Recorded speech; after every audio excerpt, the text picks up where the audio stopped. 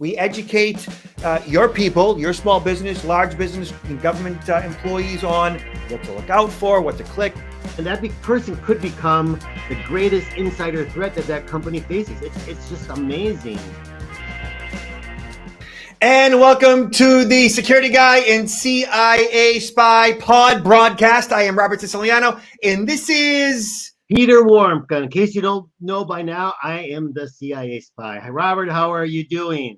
Doing very well, Peter. Peter, remind those who might be new to the pod broadcast, where in the world were you stationed? How many years were you in the CIA? I mean, just give it like a brief, because you're kind of a rock star. Wow, rock star. Well, over 20 years overseas, and I won't give specific locations, but predominantly Latin America, almost all Latin America, and lived in Europe, but traveled a lot to the Middle East and parts of Asia. So a big part of the world, I mean, that I traveled to over 56 countries during that period of time. And your job was to what? Gather intelligence, to spy? I mean, what does that actually mean? My job was to breach the security of organizations that had the intelligence that policymakers back in Washington, D.C. wanted to get. So I would get the requirements. I would have to find out where that information was being held. What organization, specifically where in that organization, who would have access to it, or who could facilitate access to it, target those insiders, they were the insiders, the employees or contractors, and turn them into insider threats by manipulating them, breaching the security of their company, and gathering that intelligence. And when you were in the States, where were you working out of? Well, predominantly Washington, D.C., and I wasn't in the States very long, only a year and a half. Where in Washington, D.C.? Well, I mean, their headquarters is in Langley, so Northern Virginia, the Reston area, Fairfax. Yeah. Langley. Did you all hear that? Langley. That's the real deal right there. It really exists. It does exist. Yeah. So, Peter, today we're talking about some funky stuff. Lots going on in the world. Let me bring this right up right here. So you were saying earlier in regards to remind me, Peter. Deepfakes. What were you just? Oh no! I just had mentioned to you that I just returned yesterday from HR Florida 2022 conference. It's the largest HR conference held in the state of Florida every year. It's in Orlando, and I had the privilege of giving a presentation on deepfakes and what employees need to know.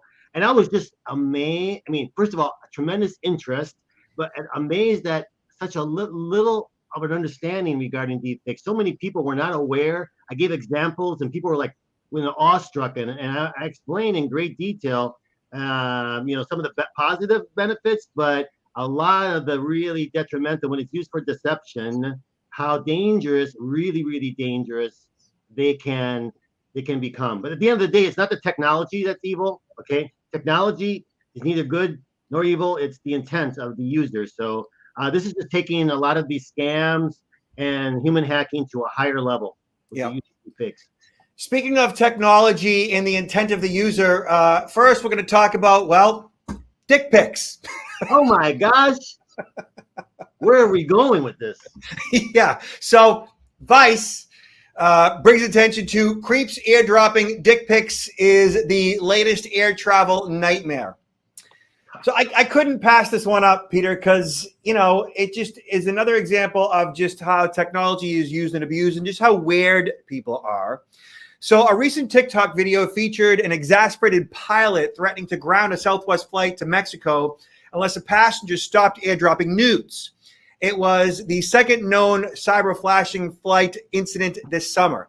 So interestingly, I was on a flight to Atlanta, maybe about at this point, a year and a half, 2 years ago with a buddy of mine. And he, guy friend of mine, just being a weirdo, did something similar to me. I was a little shocked by it because what the heck is this? And it was my buddy. And I turn around because we weren't sitting in the same seat. I turn around and I look at him, he starts laughing. And so that's one of the reasons why I brought this up, because it happened to me, but it was like a friendly situation. Right. But this is a little different. And I've actually seen this same scenario where the person airdropped a picture of a gun. Oh, wow. Which caused much more alarm. It was more than just mischievous. It was an actual gun as an airdrop photo. So the Southwest Airlines pilot threatened to ground the flight that was about to take off if a passenger didn't stop airdropping nudes to the fellow flyers. We actually have that TikTok right here. Peter, you ready for this one? Already, yes. So here's the deal. This continues while we're on the ground. I'm going to have to pull back to the gate. Everybody's going to have to get off. We're going to have to get security involved. And it's vacation that's going to be ruined. So you folks, whatever that airdrop thing is, send the naked pictures. Let's get yourself to Cabo. People are just dumb. I mean, could somebody identify the phone from which this is coming? I mean, at the geographic location, but at least the phone name or phone number, is that possible? Do you know? So on my phone is listed as Robert Siciliano's iPhone. Yeah. So it's possible that if the person who did it had their name associated with their phone's ID, their AirDrop ID, their phone's ID, then that wouldn't be too difficult to figure out. And I've seen in the past different scenarios where people had done that, and it's just a matter of the flight attendant looking at the flight log and right away determining who that person is and what seat they're in, and then bang, that's it. There's a couple of problems there. Number one, of course, anybody can change their phone's ID to anything, really, including somebody else's name. Right. They could change it to the name of the pilot if they wanted to. They could name it. They could call it, in this case, Southwest Airlines. They could call it Peter Warmka, right? They could call it anything they want. They can name their phone anything they want, which could cause confusion. And not only that, it could, falsely accuse somebody of engaging in a illegal act. So the important thing here is that you know how to prevent this from happening to you, or at least from receiving photos like this should you not want them. And so right here, we Googled, support.apple.com, how to use AirDrop on your phone, iPhone, iPad, or iPod Touch.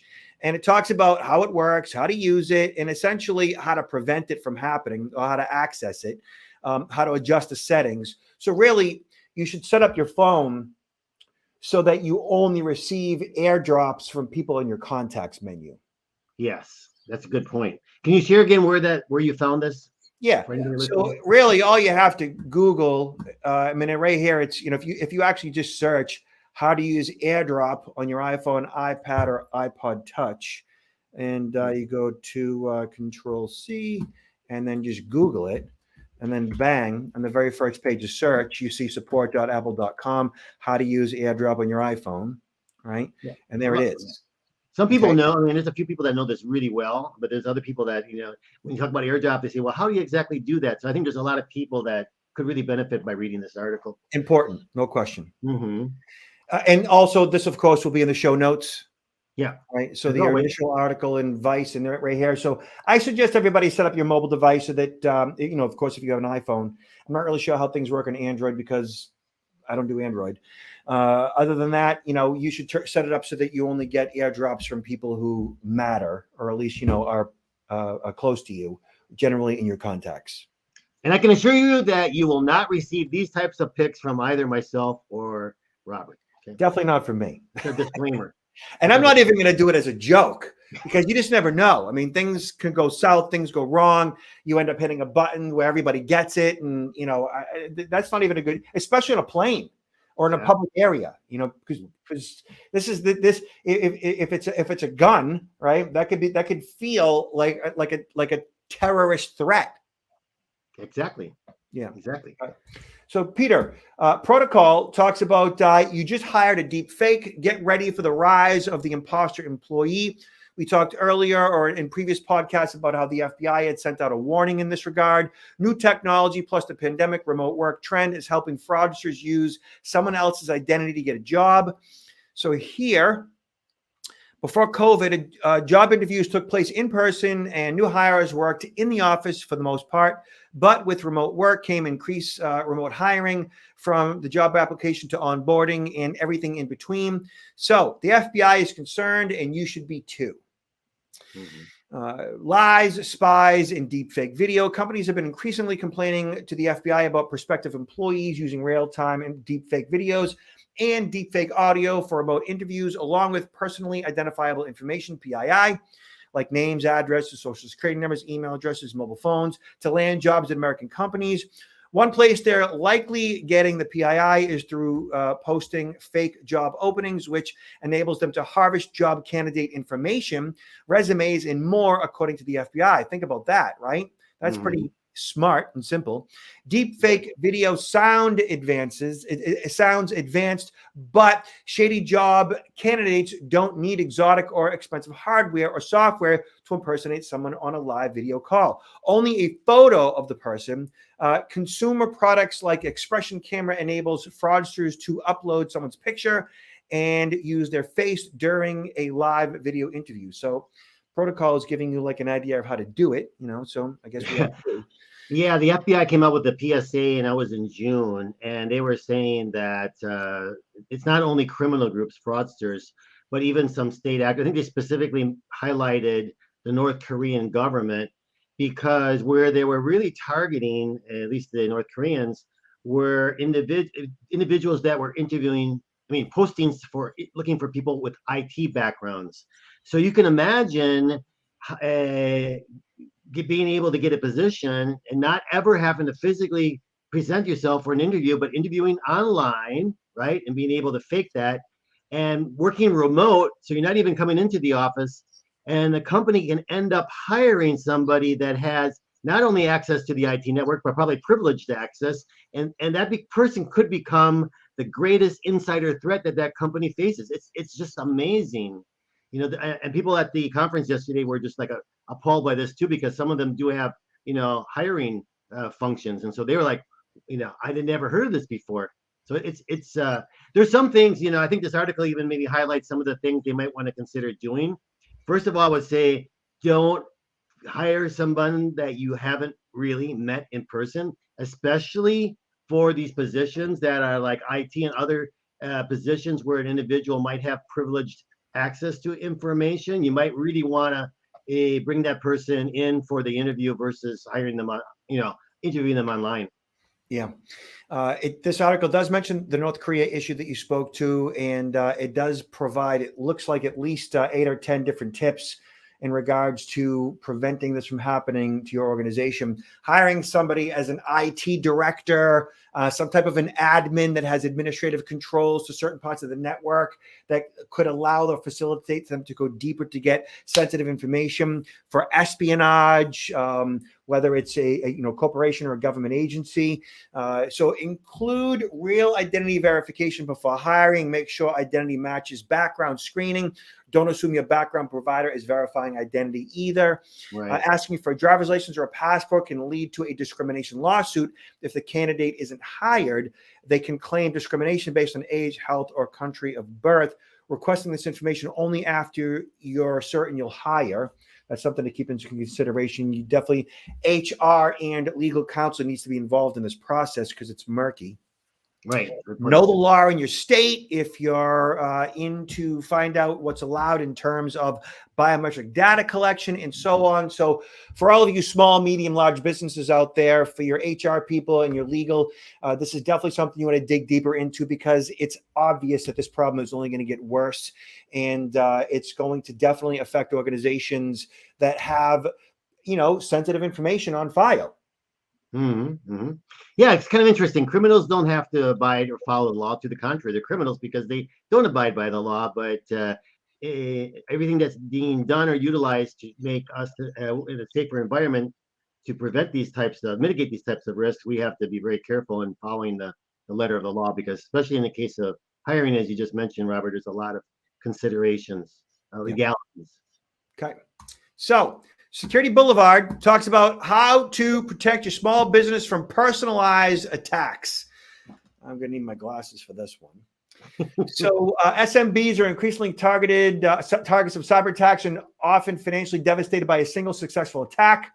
Even with a significant network of security tools in place, SMBs can be caught off guard. So this article, which is a really good one, it's all the stuff that we talk about on a regular basis, talks about the business email compromise scam, which essentially in 2021, the FBI says that there were about $2.4 billion in email scams, including the BEC attacks. So how can small businesses protect their employees from these in both short and long term? Well, for one thing, you can hire Peter or Peter or me. Mm-hmm. This is what we do. This is what we speak to. We educate your people, your small business, large business, government employees on what to look out for, what to click, what not to click, and really the importance of security in general, making security a part of the way in which you function, not necessarily something that you're annoyed by that you have to do. It's something we teach you, that's something that you want to do and why, how it's a benefit to you both professionally and really personally.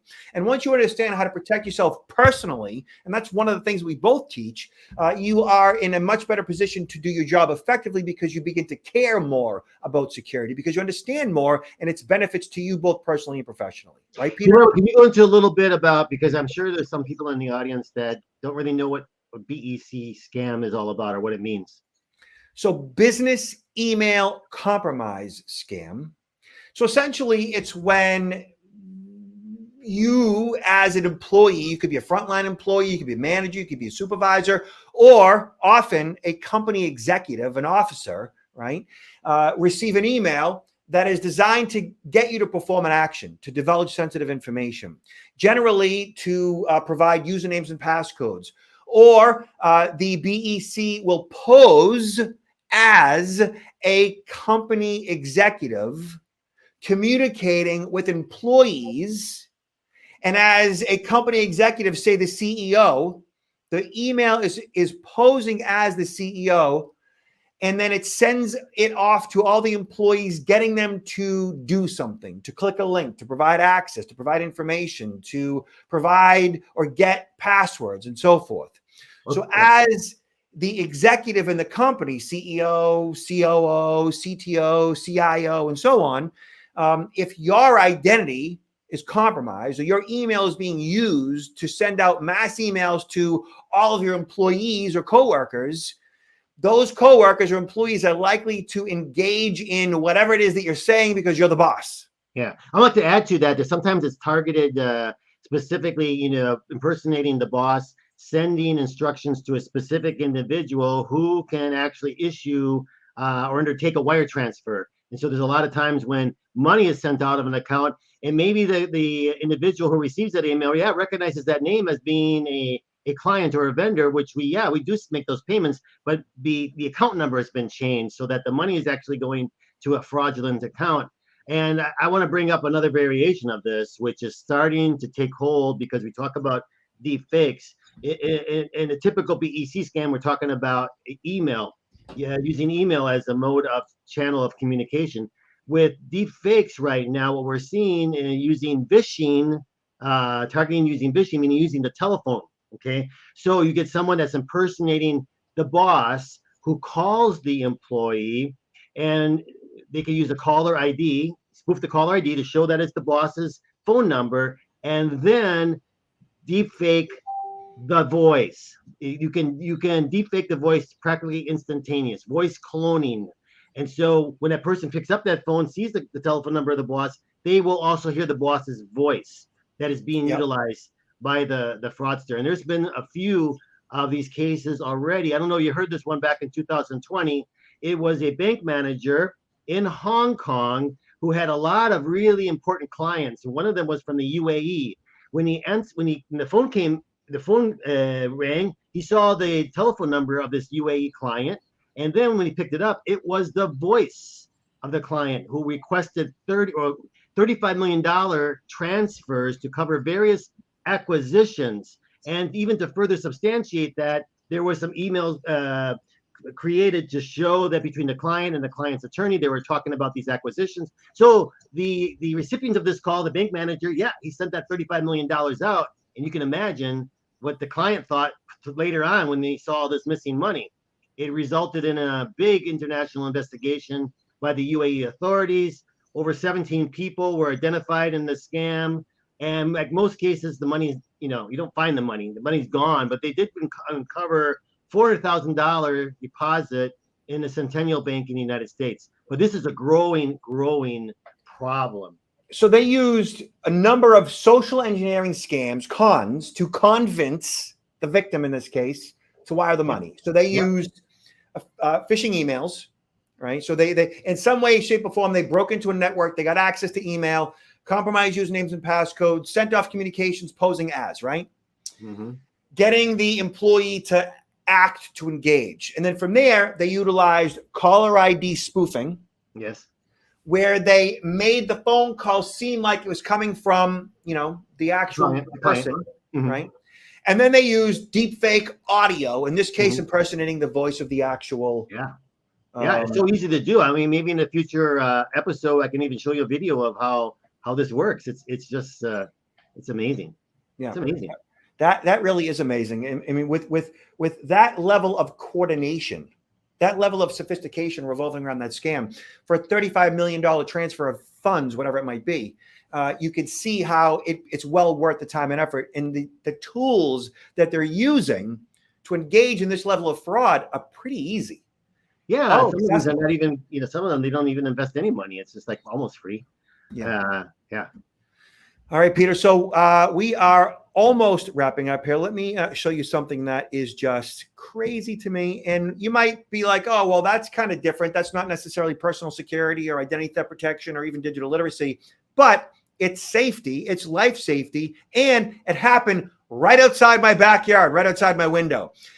Father and son cling to cooler to survive after boat sinks near Boston Harbor. So it happened right out at what's called Graves Light. And like I can see Graves Light out my back porch. Like it's right there.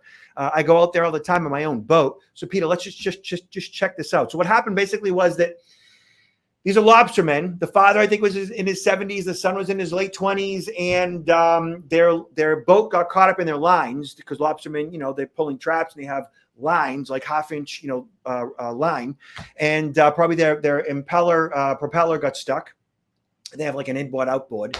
And eventually, their motor probably kicked out and they ended up on rocks. And I know that area, there's rocks everywhere, which punctured their hull, which meant they took on water and they had to get out of the boat for various reasons, obviously. So Peter, let's just check this out because it's just nuts. Watch this. Back it up. There we go. We're so weak. Thank you. Oh, wow.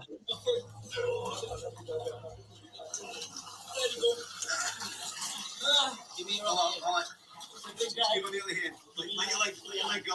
Let your leg go. 1, 3. 1, 2, 3. You got it. You got it. Yeah, boy. That's the father. 76 years old. All right. 76. My man, hold on to that bottle. No. I'm gonna go on board. You're gonna crawl up. You can see the lighthouse off to the right when he stands up.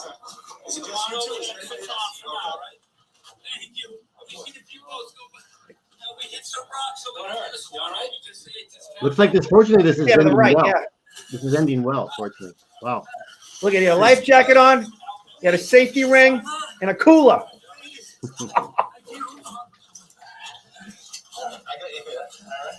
Very fortunate.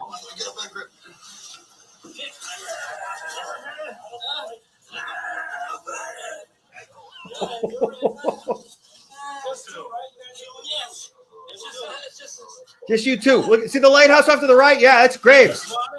Yep. Woo-hoo. Hey,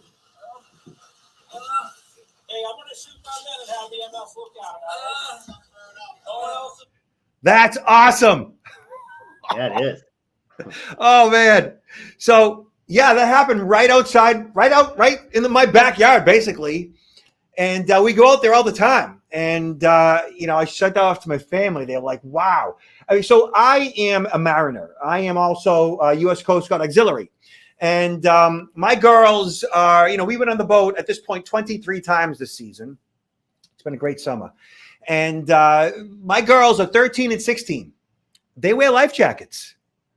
They're not required to wear life jackets, but they wear life jackets on my boat, and they don't think anything of it. Like, they wouldn't even not wear a life jacket. I mean, occasionally, like, Daddy, do you have to put a life jacket on? Yeah. Okay. No hassle, no problem, no issue. My wife and I, we have life jackets readily at the disposal. It's right there. We have always enough life jackets on board for everybody. As soon as somebody gets on my boat, I point out where the life jackets are. It's life safety. Like, things happen. I mean, Mother Nature, the ocean is a wild animal. And it's not just the ocean swallowing you up. It's other boaters out there that do dumb things. Also, yes. It's rocks. I mean, rocks are everywhere. And, between your charts and your GPS, your chart plotter, you should know where the rocks are. But even as long as I've been boating, which is all my life, like, I've been in situations where I've lost a propeller, because I wasn't paying attention or I didn't know the area. So things happen, and it's dangerous. And so I know we're coming to the tail end of the season, but for all of you mariners out there, for those of you who get on a boat, know where your life jackets are. Like, it's really important. Mm-hmm. Good point. Yeah, nuts. I just thought that was inspiring. So, Peter, let's discuss really quick what you're up to, where you're going to be, and what we can do to support you.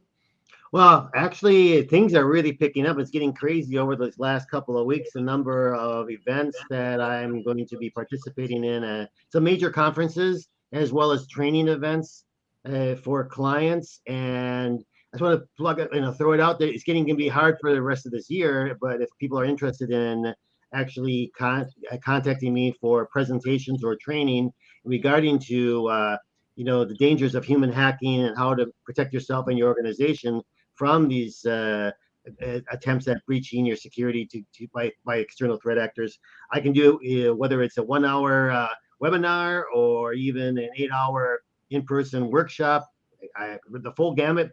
And I'm talking more and more these days about deepfakes. So if that's a topic that could be of interest, be very happy, because no one else really out there, very few people are talking about deepfakes. And so I'm a bit on the cutting edge of talking about this, and more importantly, how to mitigate the risk of falling victim to deepfakes.